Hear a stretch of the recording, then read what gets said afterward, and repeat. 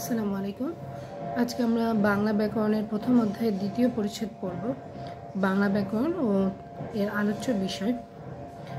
যে লাইনগুলো দাগানো আছে সেগুলোই পড়ব।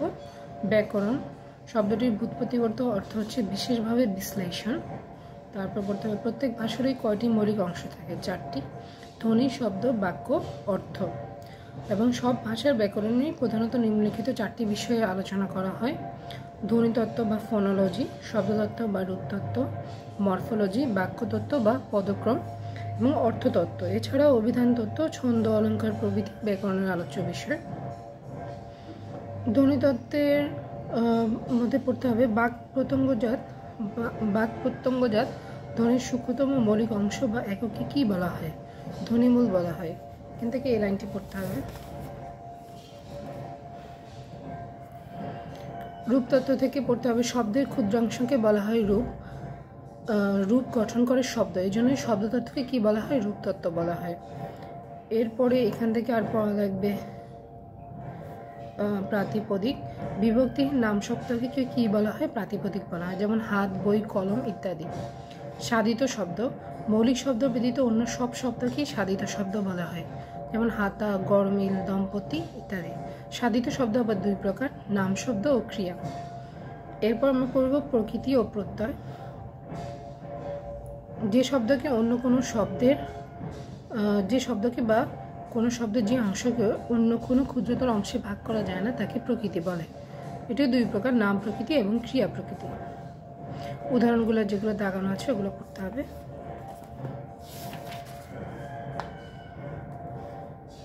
ক্রিয়া প্রকৃতিরও কিছু উদাহরণ দেওয়া আছে। এর মধ্যে নাম প্রকৃতি কোনটা কোনটা? এই যে হাত, ফুল, মুখ, এগুলো হচ্ছে নাম প্রকৃতি।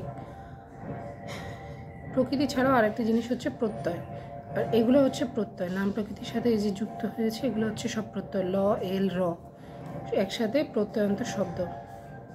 শব্দ গঠনের উদ্দেশ্যে নাম প্রকৃতির বা ক্রিয়া প্রকৃতির সঙ্গে যে শব্দাংশ যুক্ত হয় সেটাই হচ্ছে প্রত্যয়। তারপর আছে তদ্ভিত প্রত্যয়। বাংলা শব্দ গঠনে দুই প্রকার প্রত্যয় পাওয়া যায়: তদ্ভিত প্রত্যয় এবং কৃৎ প্রত্যয়।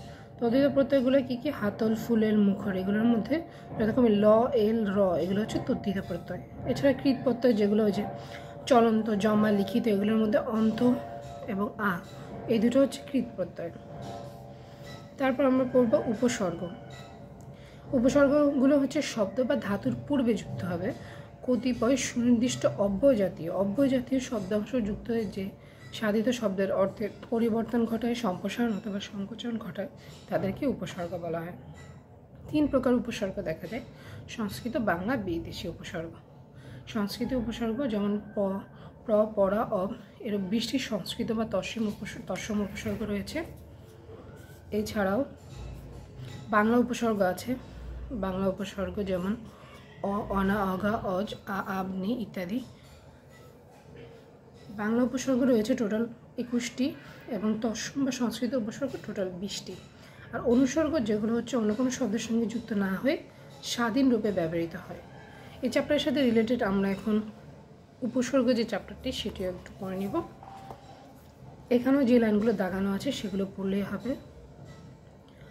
উপসর্গ হচ্ছে কি একটি অব্যয়সূচক শব্দাংশের নামই হচ্ছে উপসর্গ, যেটি আমরা জানি।